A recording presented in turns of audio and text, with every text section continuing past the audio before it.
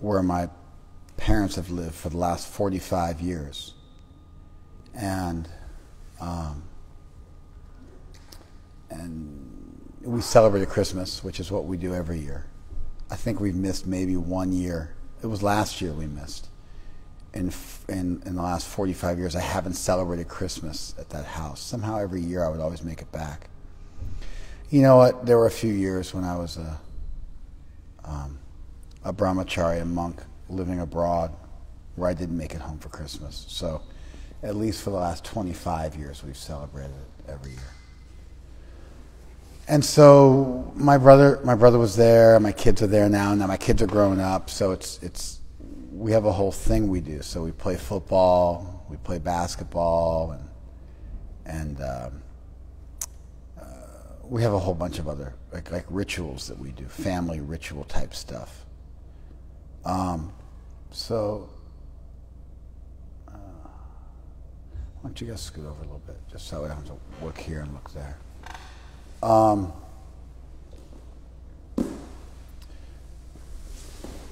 So we went to this park that I grew up going to summer camp when I was a little kid at the park. I played t-ball, which was the first organized sport I played as a kid at this park. I think I did something called the Indian Guides at this park. That's kind of a precursor to the Boy Scouts, or even the Cub Scouts. The Cub Scouts is a precursor to Boy Scouts. The Indian Guides is a precursor to the Cub Scouts. So I went to this park, and some of my earliest memories in life are from this park. I remember an Easter egg hunt when I was 3. I remember my brother biting into a Dorito potato chip, a tortilla chip, and there was a bee on it, and he got stung by the bee while it was like from the inside of his mouth, so his whole mouth blew up. I was 5. And then recently, I'll probably post on Instagram one of these days, but recently I was sent a photograph of myself and my brother playing basketball at the basketball court, and I was 5 and he was 8. And then we just went and played basketball on the same court. We just went and played basketball on the same court with my...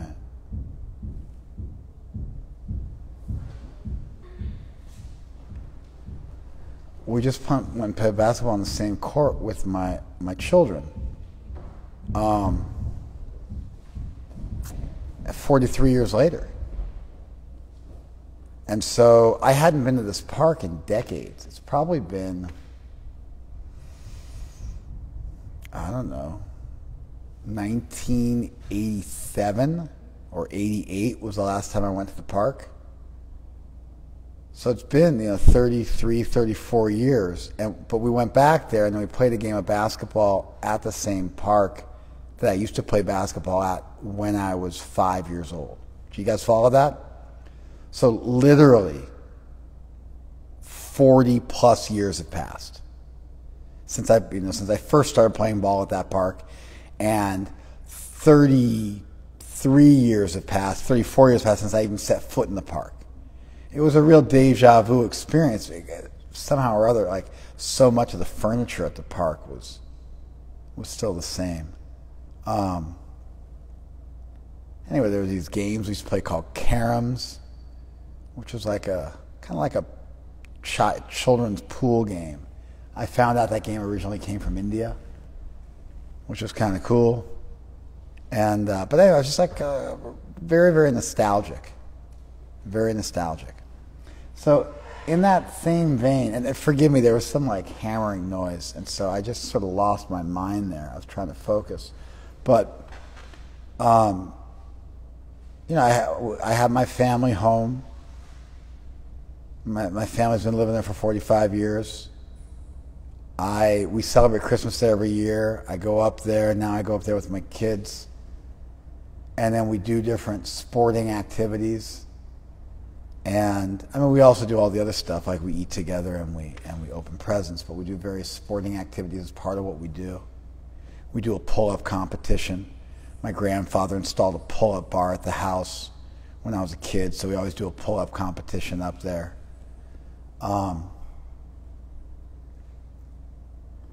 Bizarrely, I won this year, which is like, usually my kids can outdo me. They can do 15 plus pull-ups, and I'm usually sub 15, but the gods of pull-ups were with me, and they managed to beat my kids. And then we just this year, for whatever reason, we decided to go to Crestwood Hills Park, and I haven't been there since 87, 88. And so it's been 32 years since I've been there, and it's been 42, 43 years since I played ball there. And we played basketball on the court with my brother and me playing against my kids. And it was like a real special, nostalgic, deja vu type experience, which then, you know, led me to be a little bit thoughtful and reflective and introspective. And so I was remembering when I first became a devotee and I joined the temple full time as a priest, they had me go out and meet people on the street and sell them books. Which, you know, interestingly, when I was a kid growing up, that was like the demonstrative proof that the Hare Krishnas were a cult. That they approached you on the street, and they, you know, I had the picture from movies like Airplane, and just like whatever was there in the.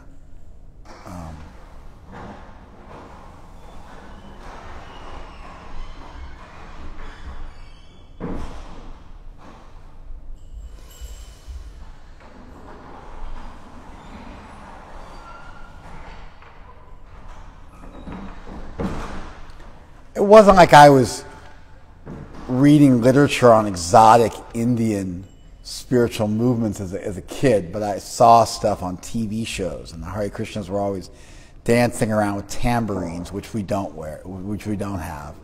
And they were wearing like caftan type things, which we also don't wear. I think what we wear is more akin to like an adult diaper for the men than a caftan.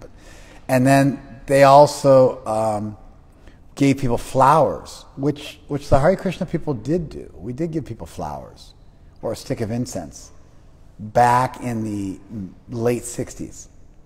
But then around 1969, 1970, that segued into, actually earlier than that even, as early as 1968, Prabhupada was printing a periodical, Back to Godhead magazine, and distributing that. So flowers and incense gave way to our magazine, Back to Godhead, which gave way to our books. And from the very beginning, we were publishing tracts with mimeographs, which is like a primitive copy machine. So they had me go out and sell religious literature on the street to strangers. And in my mind, like, just as I'd grown up, that was the epitomization of being a cult member. Because the Hare Krishnas were the sort of default, benign cult that, you know, that I thought of just from TV and stuff like that. Were probably the most exotic, so we were an easy target for humor. But, you know, as a kid, that's what I saw on TV, and so I identified that as the Hare Krishnas were these weird people with shaved head and robes who come up to you and try and give you a flower or, you know, a piece of religious literature. Then they had me doing that. I was that guy, which was just, you know, like extremely ironic, to say the least. My appreciation for street proselytizing has transformed over the decades. I used to think that Christians on soapboxes asking if you've accepted Jesus was the lamest thing in town. Or the Salvation Army. I used to sing a song in the Boy Scouts, put a nickel in the drum, save another drunken bum, Salvation Army. It was like a song we sang. I don't know where it came from, but that's what we sang. My appreciation for the Salvation Army, for street proselytizers, quote unquote Jesus freaks, and the Hare Krishna people has transformed over the decades dramatically. Because there's a verse, actually in the Chaitanya Bhagavat. It's a 500-year-old text that is the principal biography of Chaitanya Mahaprabhu. It is older than the Chaitanya Charitamrita that most of us are familiar with. In fact, the Chaitanya Charitamrita was originally called the Chaitanya Bhagavat, but they changed the name to Chaitanya Charitamrita to not be offensive to the previous text.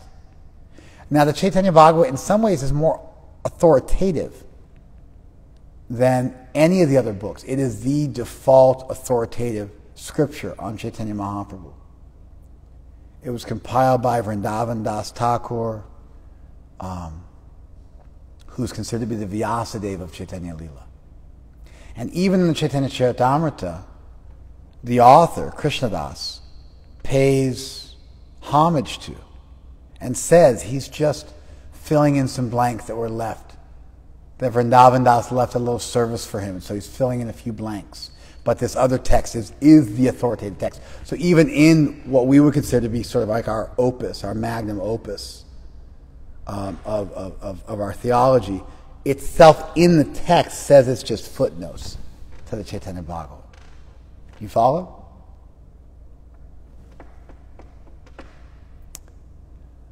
Vrindavan Das, there's a famous verse. He says, Bolo Krishna, Bhoja Krishna, Kodo Krishna, Shika, Krishna Mata, Krishna Pita, Krishna Pranadhan.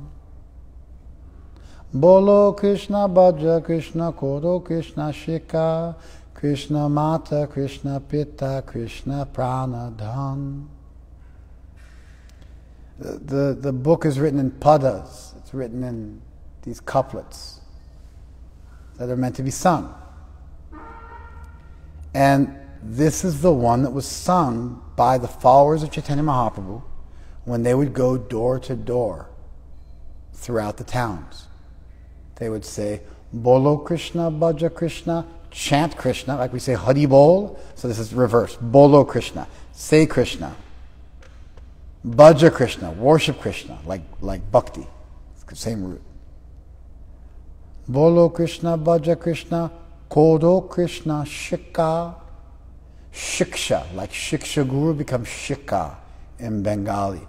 Kodo Krishna Shika. Follow Krishna's instructions.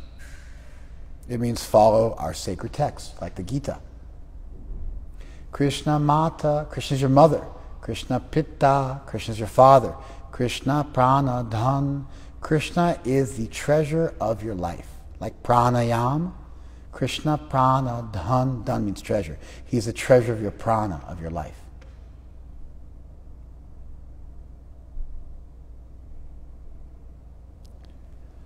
That our early saints would walk around door to door through towns and knock on people's doors and sing that to them. And one can assume they would also explain it.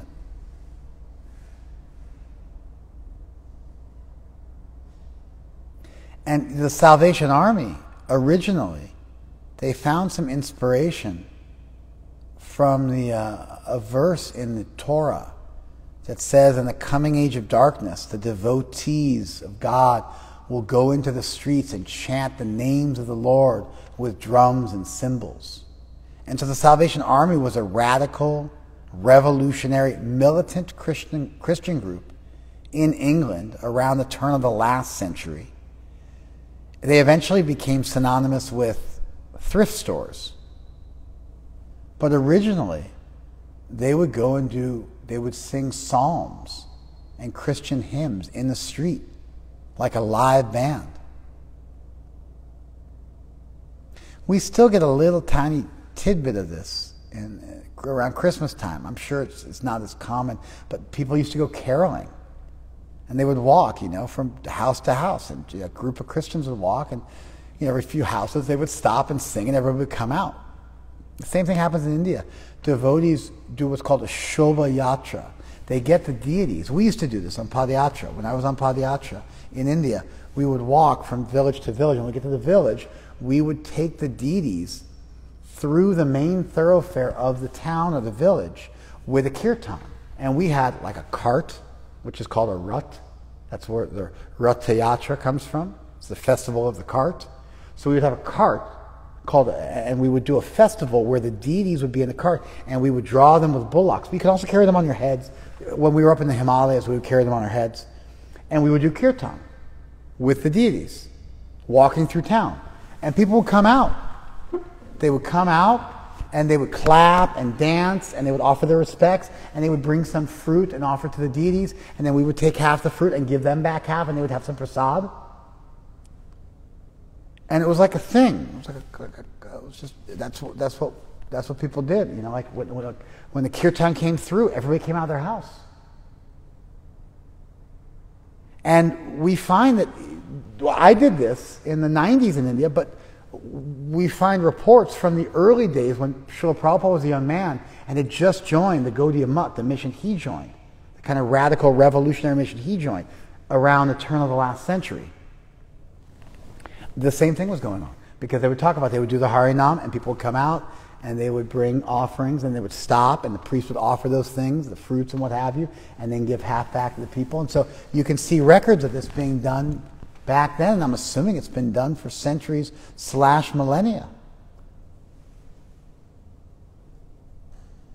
When we go to Mayapur, we have elephants that are really nicely taken care of, and they carry the deities of Radha and Krishna out of the temple once a week, and they walk all the way around the Mayapur campus with hundreds of devotees doing kirtan on elephants, like in a South Indian style procession. It's the same thing. It's called a Shobha Yatra.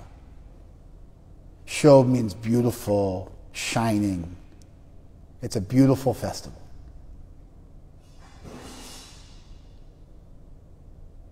And then these soapbox preachers, they're like, their life was so touched by Jesus that they're just out on the street telling anybody who will listen, hey, I discovered the cure for cancer. Actually, that's what the original Christians did this. The Jews who followed Jesus did this. They would walk around Galilee and the Levant and the surrounding areas,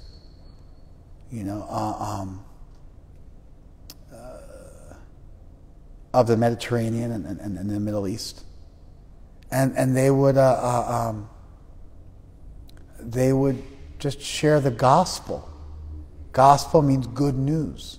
So they would just tell people there was this amazing miracle that happened. Jesus appeared. He died for your sins. They would just teach. From the hey Ross, do me a favor, stay with us, but just block yourself out. I'm getting like motion sickness watching you walk. Thanks, brother. As soon as you get to a stable place, though. I've been tolerating, but it's just like I'm feeling kind of like discombobulated. Thank you. Yeah. They would spread the gospel. And actually the Stoics used to walk around with a little knapsack. But the followers of Jesus walked around barefoot, no knapsack, just clothes on their back. Just the clothes on their back. They witnessed something, they participated in something happened, they got turned on. And they were so inspired by what they got turned on by that they dedicated their lives to just spreading the good word, spreading the good news, sharing the panacea, the fountain of youth, the philosopher's stone, the elixir of immortality, the universal solvent, the touchstone, the desire tree that was bequeathed to them, and it's such a beautiful gift. Their hearts overflowed, their cup overfloweth, and they just had to end up spending the rest of their lives in a very straightforward, very naive almost. Naive in the sense of guileless and straightforward and honest and earnest, just telling every single person they met the good news.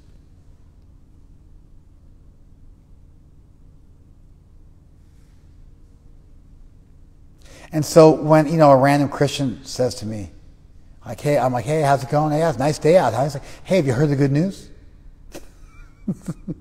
Jesus Christ died for your sins. I don't look at that as being cheesy. I might think the delivery is they could maybe, up their delivery a bit. But the basic idea of what they're doing, and even the naiveness and the guilelessness and the shamelessness with which they do it, I find to be charming and inspirational.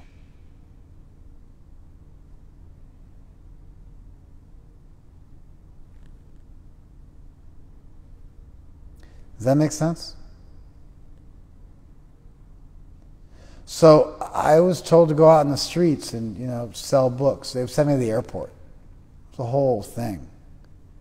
And so I went to the airport 6 days a week for 2 years of my life. From 18 and 19, those 2 years of my life were spent going 6 days a week to the Los Angeles Airport International Tom Bradley Terminal and standing there for 4 to 8 hours a day selling bhagavadgitas.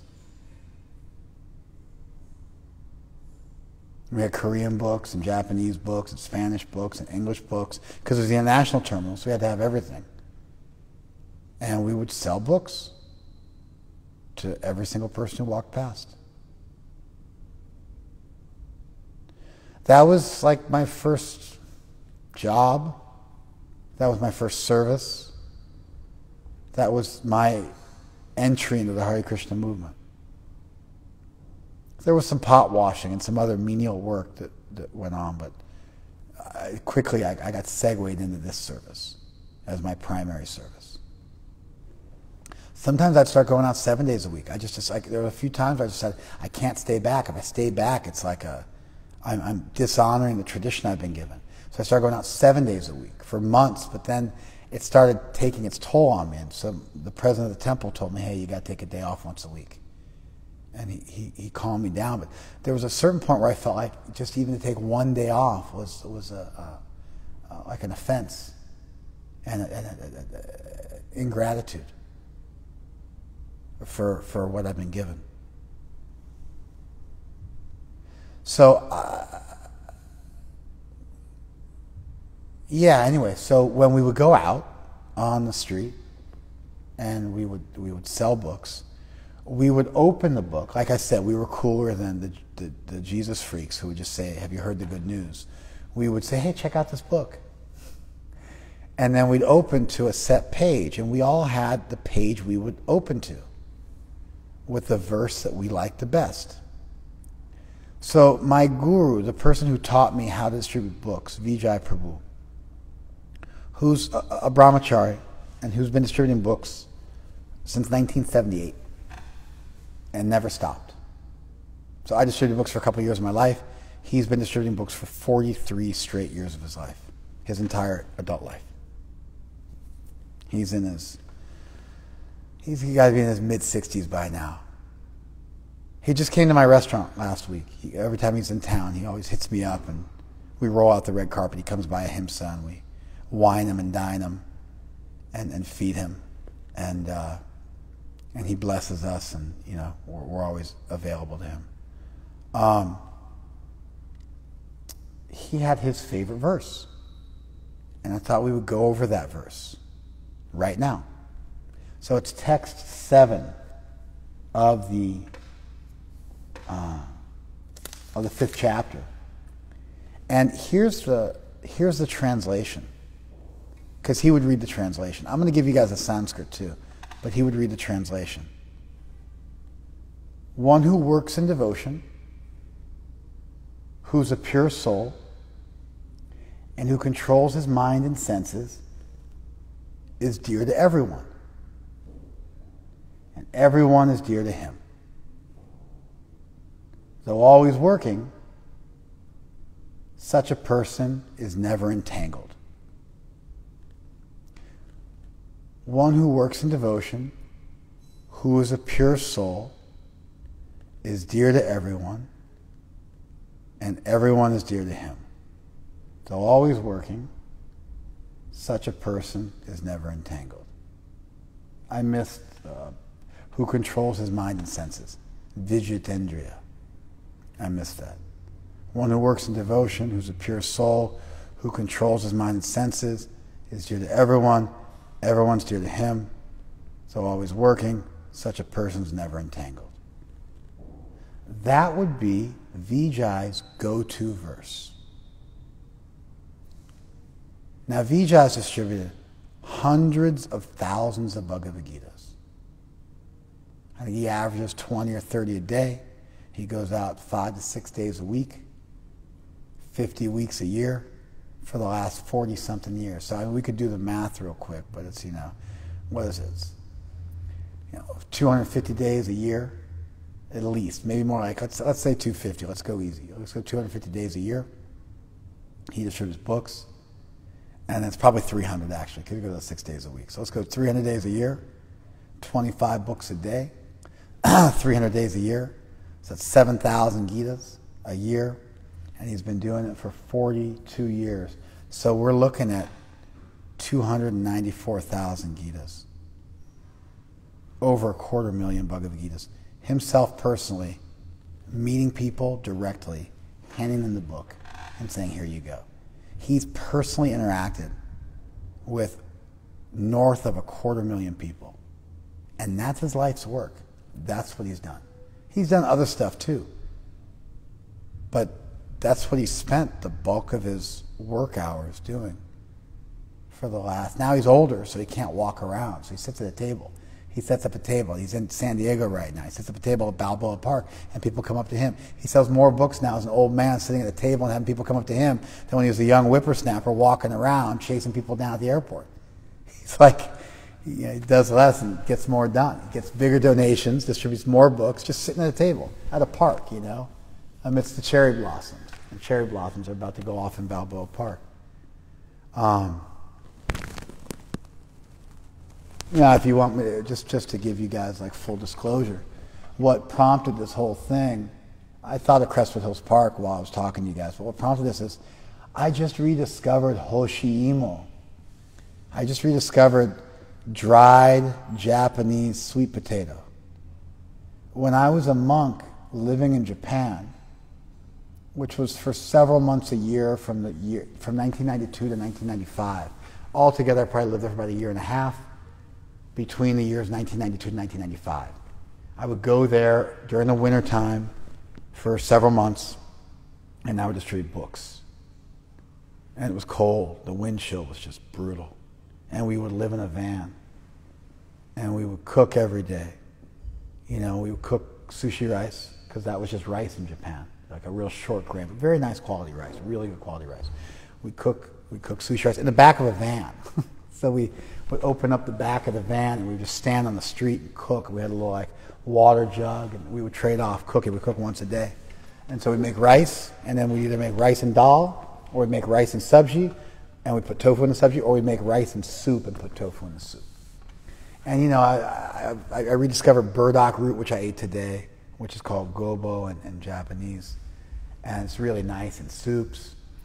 But then I would eat, as a snack, I would have dried sweet potato, which is sold kind of like corn nuts or beef jerky or something like that in the U.S. It's like in every convenience store you can buy it.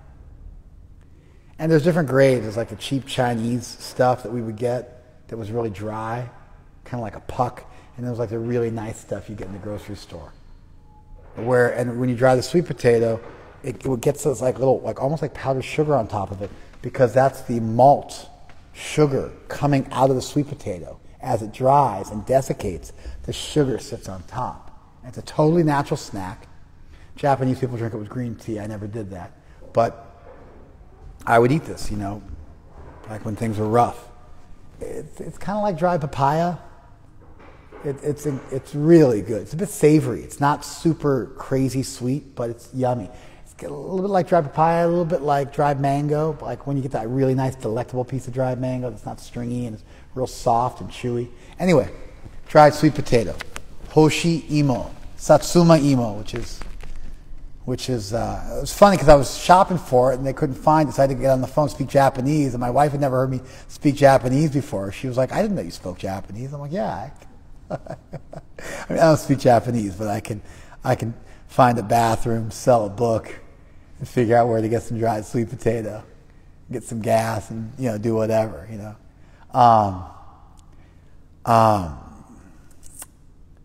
So I just rediscovered this last week. I got this crazy desire. I got to have some dried sweet potato. And it would go away, but it kept coming back. So I finally just started calling Japanese supermarkets, and I found some, sent somebody to go and grab it for me. And I can't explain how special it is to eat dried sweet potato. I haven't eaten it in 27 years, 26 years, 1995. So 26 years it's been since I've eaten it. And it's a comfort food because I was young and I was alone. And it was very, very lonely and very, very cold and extremely austere. And so we would have this snack of dried sweet potato. And it was a comfort food. Not a comfort food from my childhood, but a comfort food as a young adult. But nobody else really likes it. I give it to people. It's kind of an acquired taste. But man, I feel so satisfied when I eat it. My wife is the same way with that horrible yeast Vegemite, that horrible yeast paste from Australia, black tar they put on toast. It's the same kind of thing. You get these things from your childhood. Peanut butter and jelly is like that for me. But man, the sweet potato, because I haven't had it in 26 years, and it really took me back. And reminded me of, this was when I was 18 and 19 in LA, and then I was 20 and I went to India, and I would always leave India and go to Japan to distribute books during the wintertime. And so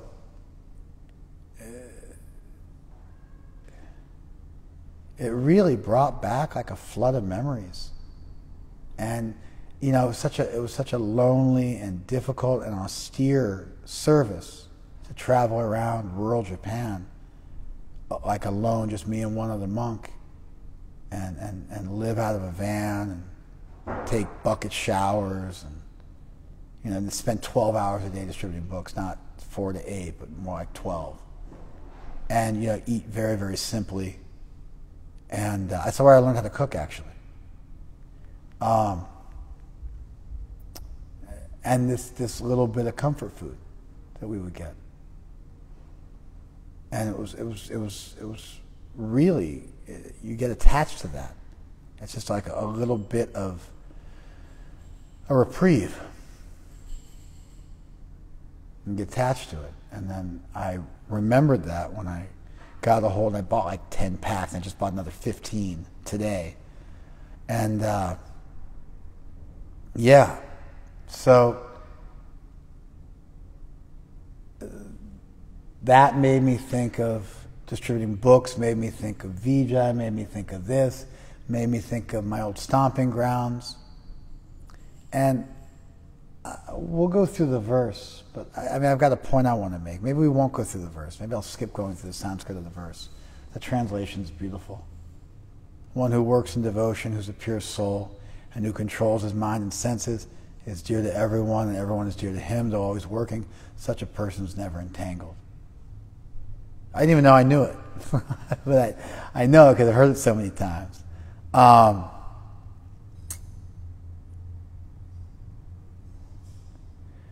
guess what I want to communicate, and I don't guess, I know what I want to communicate.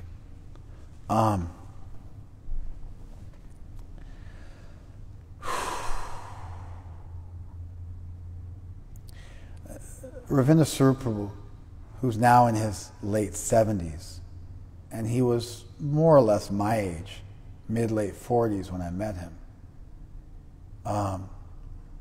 He told me once that Prabhupada was the coolest.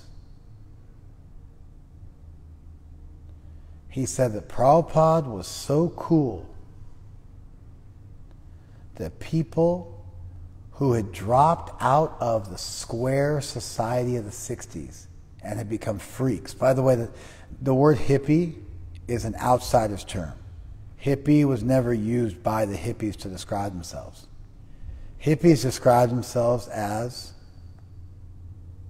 freaks.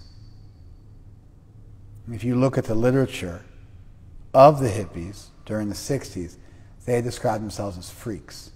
In fact, there's a cartoon called The Freak Brothers, which probably nobody knows about, but I do. And you guys can Google it if you want to. It's about some hippies. There's a reason why they're called the Freak Brothers, because hippies were known as freaks. So, Ravindra Swarup Prabhu, who has a PhD in religion and was part of the counterculture movement in the 60s, like an actual card-carrying, revolutionary, Bernie Sanders-esque freak from the 60s, who found Krishna consciousness. And has been one of the guiding lights in my life for as far back as I can remember, and who was the most inspirational theologian that I've ever interacted with. He said that Prabhupada was so cool that we had dropped out of square society and become freaks, growing our hair out, taking drugs, and given up on the American dream.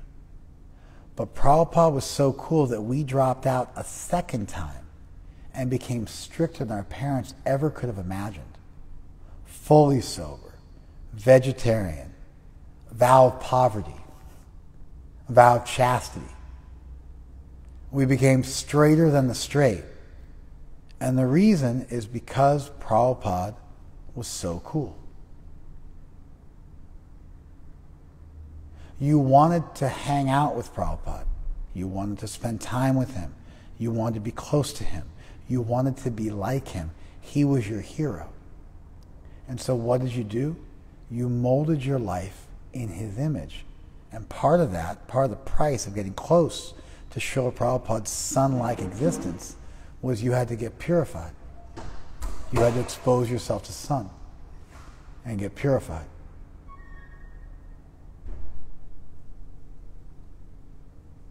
So, I'm not a big personality like Ravindra Swarup Prabhu. I became entranced by the devotees. I didn't meet Prabhupada like Ravindra Swarup Prabhu did. So I got enamored by and entranced by and intrigued by and wanted to follow in the footsteps of and be close to the devotees, the local devotees. And they became my heroes.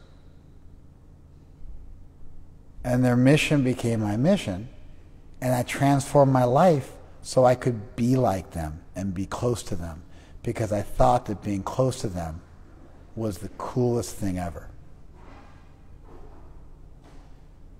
This, by the way, is axiology.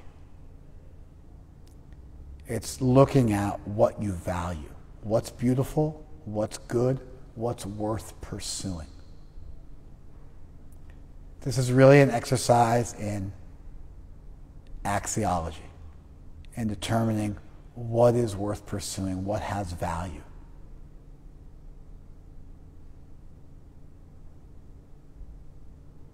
So, I dropped out twice too.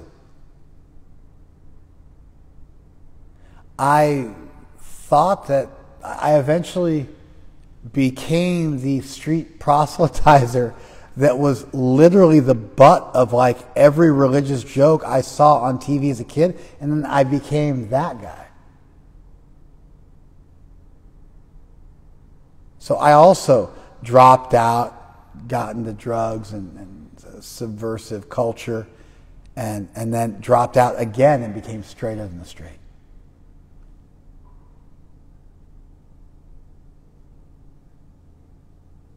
Like a nun or a monk. But it wasn't just, it was because I saw that's something I can believe in. That's something I I can endorse. That's something worth pursuing. That's something worth giving my life to. Joining the Army? Couldn't do it. I thought about it. Marines, I thought about it. I joined a bunch of causes. I was really into like deep ecology and environmental activism. I protested for civil rights.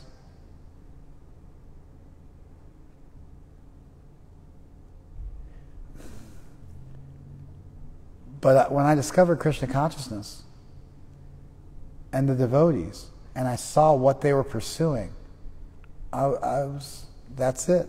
There's nothing better. I was just talking to a friend of mine who became a devotee under my care. And she used to be a Deadhead. Not really, because I don't think she ever saw the Grateful Dead live. I saw the Grateful Dead live on acid. So I don't think she has, that, I don't know, whatever that is, that criminal act under her belt. She wrote to me. She writes to me on New Year's, and we, just catches up. New Year's is kind of the anniversary of her coming to Krishna consciousness. And it's also the anniversary of her coming back to Krishna consciousness. She left for a bit and came back. And so she writes to me on New Year's. We exchange affectionate words. And she wrote to me that, she wrote to me about, like what an amazing life she's had over the last 5 years or so. And I wrote back to her, what a long, strange trip it's been, which is a song from the Grateful Dead. So I was making like an homage to that song.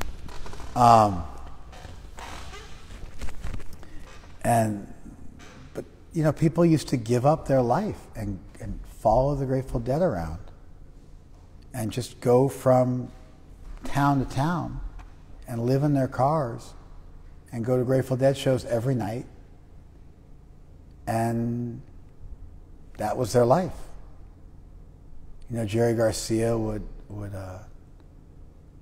do like this kind of space freeform solo on his guitar for like 30 minutes. People would like lose their mind watching it, and then they would do a big thing with percussion thing with the drums also, and people would freak out.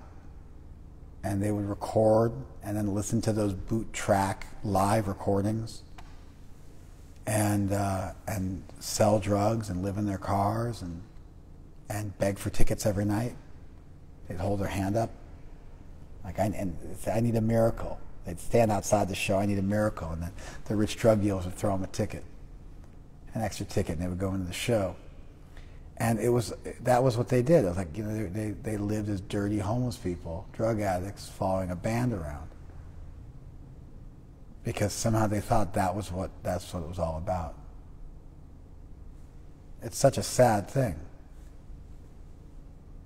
People chase after whatever. They chase after money. They chase after fame. They chase after sex. They chase after power. People chase after so many things. And if you just honestly look at it, it's like, how could you invest your life in that? What the hell's wrong with you?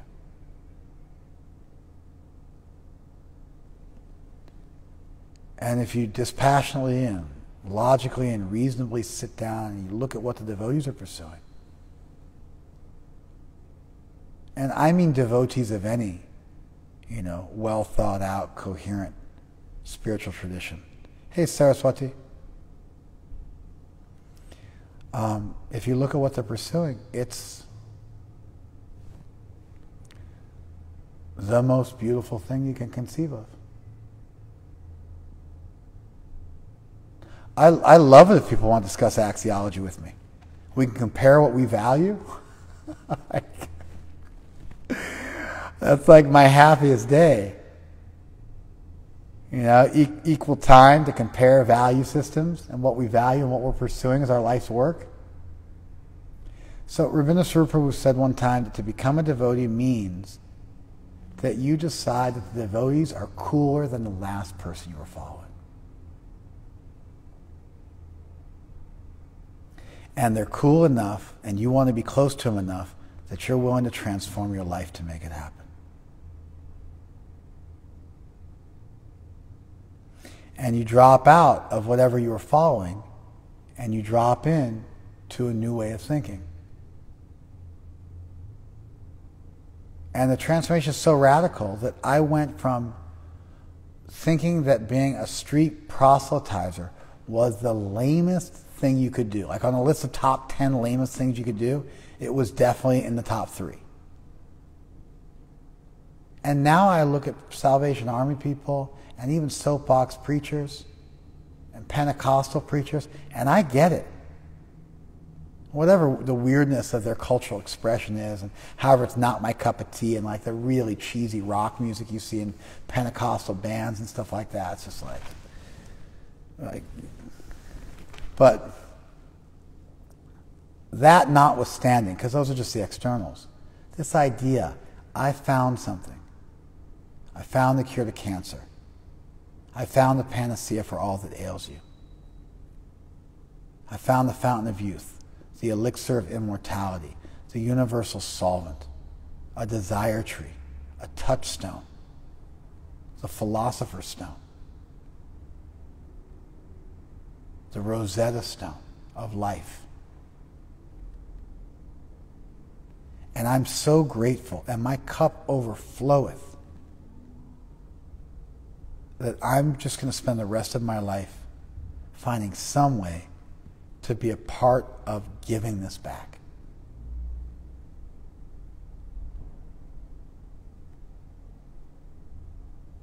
So this verse that Vijay spoke, one who works in devotion, who's a pure soul, who controls his mind and senses, is dear to everyone, everyone's dear to them. Though always working, such a person is never entangled. This verse from the Gita, it's an idea of what could be, of what's worth pursuing. It introduces an axiom, and it's intended to cut through all the facade, the charade, the facade, and just touch people's hearts. And you hear a verse like this, and people can be like, wow, I'd like to be like that. I'd like to live like that. I'd like to love everyone. I'd like to care about everybody. I'd like to be pure. I'd like to control my senses instead of being controlled by them.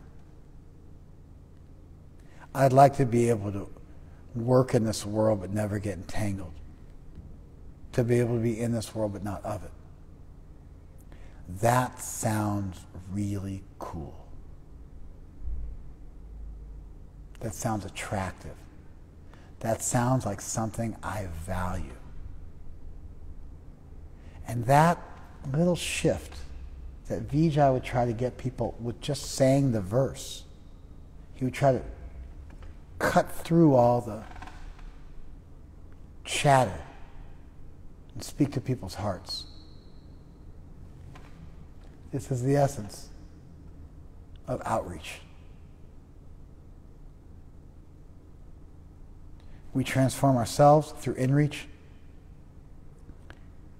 and we become the kind of person worth following. And then we go out and we share what's been given to us with other people as surgically and guilelessly as possible. And as honestly as possible. And sincere people can see through the externals of it and see the heart of what's going on, and it's attractive. And we make the devotees our heroes. We decide we want to follow in their footsteps and be a part of something bigger than ourselves, and this is the biggest thing we can think of. And then we try to maintain that energy for the rest of our lives and beyond. We try to make that who we are. We try to let that soak into our spiritual bones.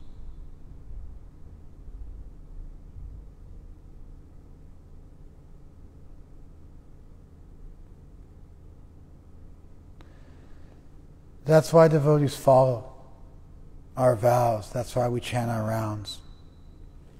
That's why we worship the deity. It's just simple. We found the perfect thing, and we just do it every day for the rest of our lives.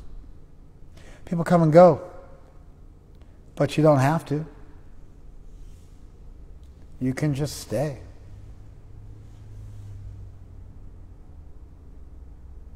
You can get married, have a family, have a career, start a business, go to school, get a degree, get sick, get cured, get in shape, get out of shape, and you can serve the deity and be a part of outreach. Be a part of something bigger than yourself. And that's a life worth living. That's cool. It's the coolest. Prabhupada was and still is the coolest. This idea of, being able to love everybody and be loved by everybody. To have that level of purity and that level of depth and that level of compassion. What else is worth giving your life to? You kidding me? What's even in the running? What's even competition? That runs unopposed to any thinking person.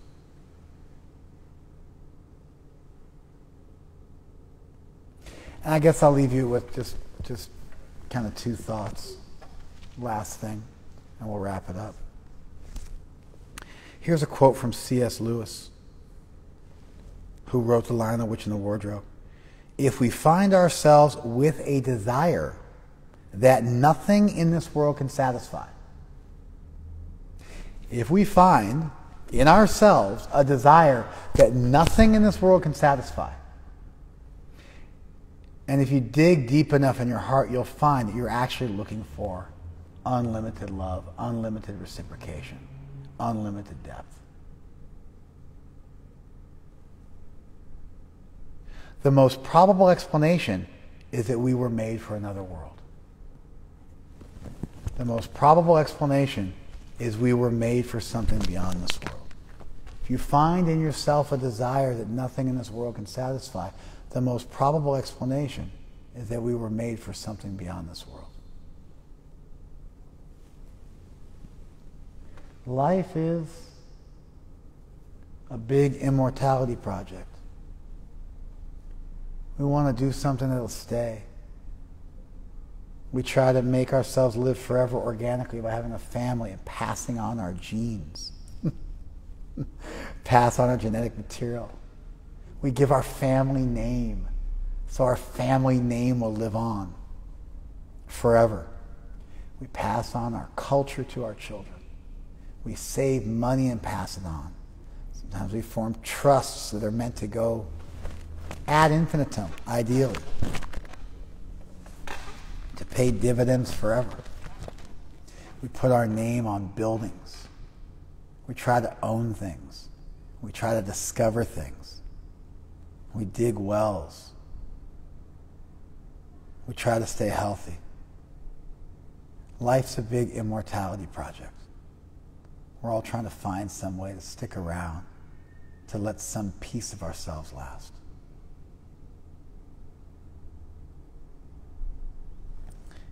The core of spirituality is the idea that you are actually immortal.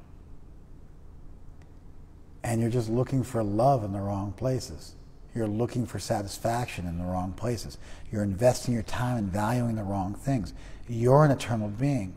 You're a lion, but you're living like a sheep.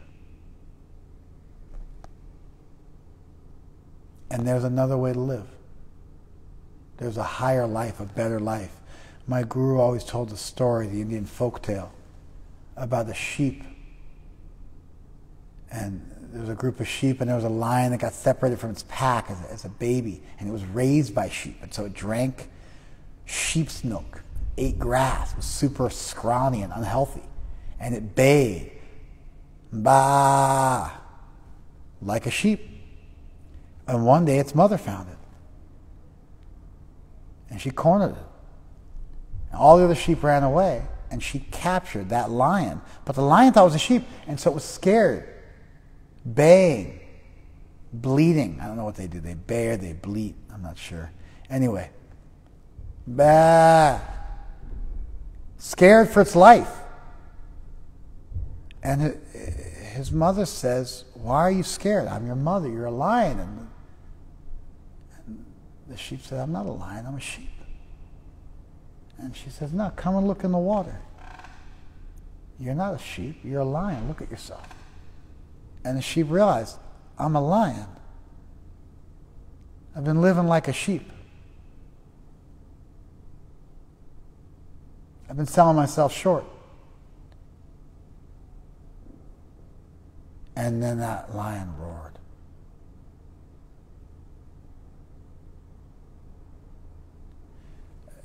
If you really think about what it means to be a conscious being, if you really think about what it means to be an eternal soul, and then you look at the paltry way you spend your life arguing with people you don't know and looking at pictures of cats,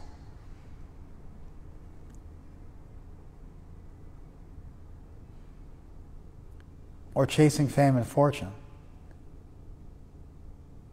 you see through the facade. And that's not cool anymore. That's lame.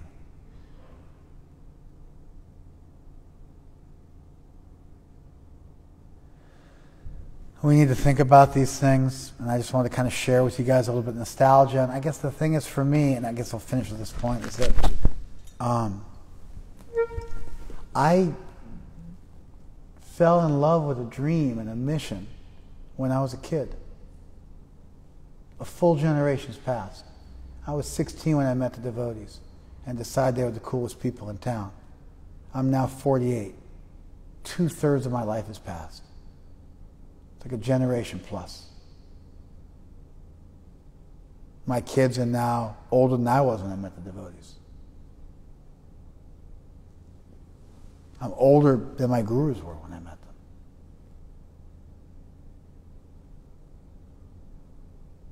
And it's just as cool now as it ever was. It's just as wonderful and exciting and intriguing and enrapturing as it ever was. And I'm more excited than ever to spend the rest of my days pursuing this greatest of all dreams and trying to make it available to some other people too.